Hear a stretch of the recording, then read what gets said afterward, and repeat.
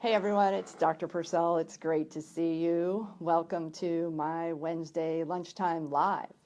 So 2 Wednesdays ago, I launched my first Facebook Live, and I opened with my 5 tips for better health, which were eating right, exercising, hydrating your body with water, being your own boss, and getting good sleep. And today I am going to talk more about the eating right segment. So, the eating right segment is a topic that can be extremely complicated, and yet today I hope to make it very simple for you. There is no one diet that is right for everybody. So, I want to say that again. There is no one perfect diet that works for each person. So, some folks eat better doing low carb, others do better eating high fat. And there's vegan, vegetarian, gluten-free, paleo, Mediterranean diet, South Beach, the list goes on and on and on. And I think also many of us have not been taught how to properly feed ourselves. So unless you've went out of your way to take a nutrition class, chances are that there has been no official teaching or training that you received in the feeding and care of your body. So where did you learn? Where do any of us learn? Did you learn from your family? Did you learn from your friends? Did you learn from watching YouTube videos? Did you learn by dieting? Who taught you how to feed yourself? And then I want you to ask yourself, is this a reputable source? And what I mean by that is, what kind of training or education or research did this person or group have when they taught you how to properly feed yourself? So, if you learned cooking from your grandma and your grandma now has diabetes, maybe that wasn't a reputable source. And there's no judgment against grandma. She did the best that she could with the information that she had. But there's probably a good chance that those recipes and ingredients can be replaced with leaner options. So even though there is no ideal diet for each of us, I mean, each one of us does have an ideal diet, but it's not the same for everybody.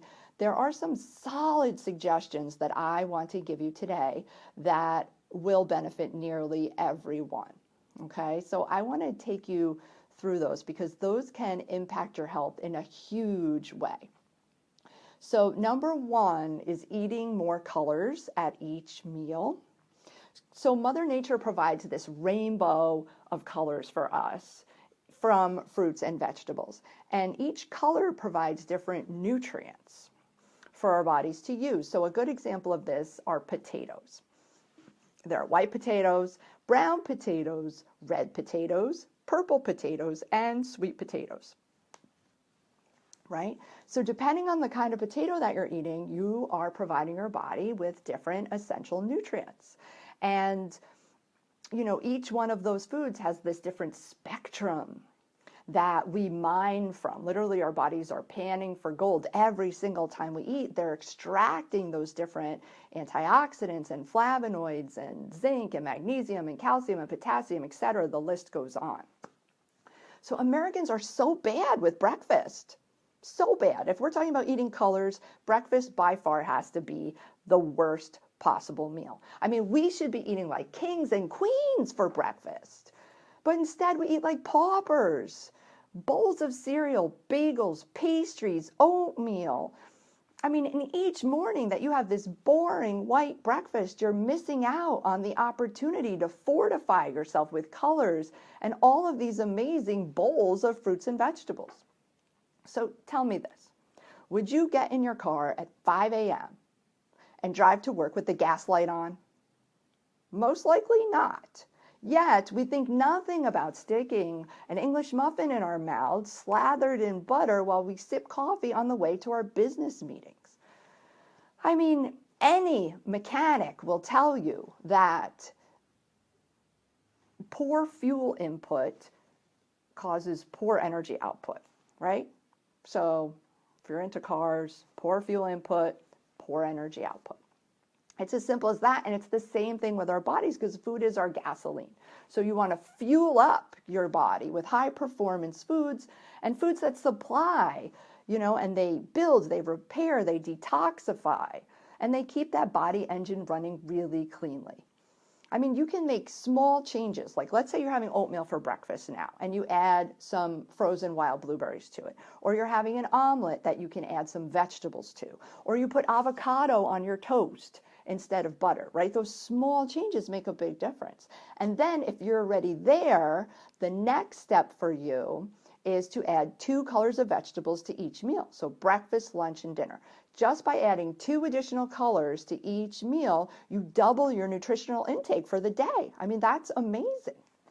So number 1, eat more colors at each meal. Number 2, live food gives us life. So live food equals life. And your body is alive. It's like a plant. So what do we do with our plants? We water them and we give them Miracle-Gro and we help them to grow. And it's the same exact thing with our bodies. So think of it this way. The produce aisle at the grocery store gives us life, and the processed food aisles, dead food, bring us death. So dead food equals death, live food equals life. So which one do you want to choose? I mean, it's the same thing. I mean, you wouldn't feed your plant, crumbled up cookies. It's not going to do anything with that. So an example of this is reaching for a cookie, right? I want you to think about this next time you reach for a cookie. Do you want to reach for a cookie, right? It's dead food. It's probably going to spike your blood sugar and then crash it. It's inflammatory. It's going to have you secrete insulin, which is the hormone of fat storage, right? Or can you choose an apple instead? Crisp, juicy, delicious, detoxifying to your liver, filled with fiber, helps stabilizes your blood sugar. I mean, when we start to think about food like this, there really is just no comparison. I mean, because processed snack foods are notoriously low in nutrition and fiber. So we want to choose fresher snack foods. And my example of this are, chia seed pudding, or having an avocado or some guacamole or apple slices, just filled with fiber, vegetable sticks. I love the cucumber slices, really, but carrot sticks, celery sticks, nuts, seeds, really just real food from nature that helps fortify us. And the bottom line is this: when you fill up with more of the good stuff, then you reach less for the fast, processed, dead stuff. And this is really an important point, and I want you to remember it because live food gives us life, dead food brings us closer to death. And we all want to be alive and, having our bodies function optimally. Number 3, so colorize your plate, eating live food. Number 3, hydrating with healthy beverages. So many people, many consumers are realizing now that we were loading up with sugar and unwanted calories and unhealthy chemicals through beverages. I mean, the information is everywhere. And honestly, Coca-Cola knows it too. That's why they invested in Dasani water. They've invested in yerba mate and some of these other chic beverages that are on the shelves right now. I want you to be careful about beverages still, though, because although there's a lot of information out there on them, some of the healthier, more hip ones right now can really be a wolf in sheep's clothing. So it's better to stick with the basics: water, unsweetened tea, coconut water, straight coconut milk. And if you want to do 100% fruit juice, that's fine. You can dilute it with a little bit of water. Seltzer water is great.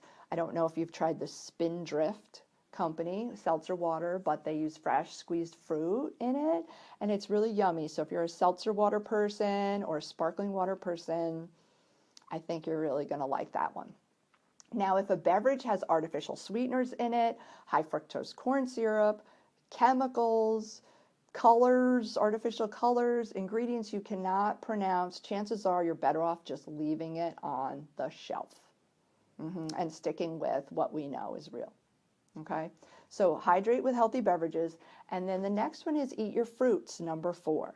So there is a huge fruit fear going on out there. People are not eating fruit because they're thinking that it's high in sugar, and sugar equates to fat, and sugar is bad. But fruit is gotten such a bad reputation. And I think what we're going to see in healthcare in the next 5 or 10 years is the pendulum swing back, and we are going to have, once again, a love of fruit. But I don't want you to wait 5 or 10 years to start eating fruit again, because fruit is really good for your health and my health and everybody's health. It's deeply hydrating. It is very high in antioxidants. And, if there was a food out there that really was, the fountain of youth, it would be fruit, because fruit will reverse the aging process. I call it nature's fast food. Some people call it nature's candy. I mean, especially if you're snacking on a date. But whatever you do, please reconsider and start eating more fruit and bringing more fruit into your life, because it does provide this incredible array of flavonoids and anti-inflammatory compounds and antioxidants, vitamins, minerals, phytochemicals, etc. Fruit is extremely powerful and good for our health. And it makes a great dessert, and it makes a great travel snack. I mean, how easy is it to pack apples? I mean, when I travel, I usually pack somewhere between 3 and 5 apples. I mean, you can eat 2 apples a day, you can have a snack before bed, you have a snack midday. I mean, it's just really easy. I mean, if you want to talk about fast food, an apple is fast food. But other examples of fruits as desserts could be banana slices that you put coconut whipped cream on, right? What about a bowl of fresh berries like raspberries, or a delicious dessert as fruit, or just simply snacking on an apple after a meal? In my Apple blog at my website, drandrepurcell.com, you'll find my Apple blog, and I have a recipe there from Anthony William on a caramelized dip that you can eat with apple slices. And the caramelized dip is just made with dates and cinnamon, and it is super yummy. Okay, so try using fruit as a dessert, or, if you are used to having a snack before bed, maybe half of an apple or a couple of dates will really be what it is that you end up gravitating to, and your body will like it. It helps your liver, and it's highly detoxifying.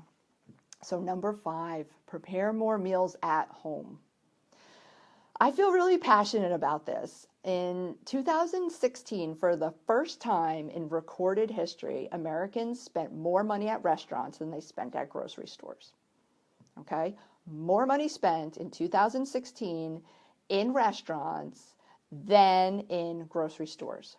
Wow. What does that mean? It means that we're all looking for convenience. And since the birth of Betty Crocker in the 1950s, we have moved steadily away from fresh food, and we've moved towards more processed foods. And processed and prepared foods are higher in calories, they're higher in sugar, fat, and salt. There you go. So it doesn't matter, if you're eating at what restaurant, whether it's a fast food drive-through or a sit-down restaurant, it's going to be higher in those things, which means your overall intake for the day and the week is going to be up. So there are so many benefits to eating at home that go far beyond counting calories. And I just want to bring them to your attention, because they may be some things that you haven't really thought about. But one of the greatest things is family involvement.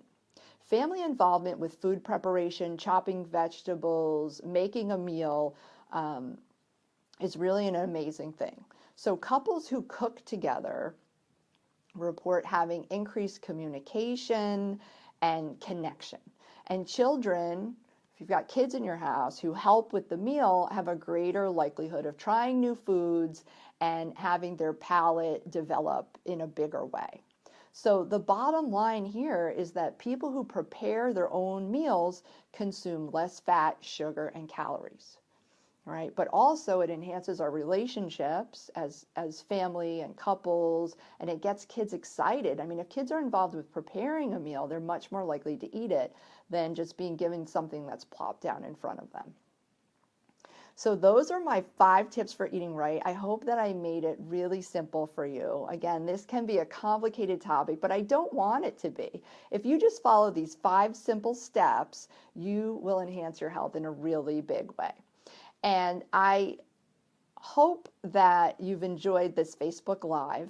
I am so passionate about food. So if you're looking for a cookbook or if you're looking for a place to start, you might want to check out my cookbook, which is available on Amazon. It's called Feed Your Cells: 7 Ways to Make Health Food Fast, Easy, and Gluten-Free, by yours truly, Dr. Andrea Purcell. And join me each Wednesday at noon as I talk about different health topics, because I really want some of what I'm saying to rub off on you, and I want to help you increase your health. Because when we don't have our health, it's very difficult to do any of the things that we want to do in our lives. So I just really want to help you get there, because your contribution to the world and everything that you are matters a lot. And you become who you hang around. So let's hang out some more, and you go out there and you get some healthy friends. And I'll see you next week, Wednesday at noon. Take good care.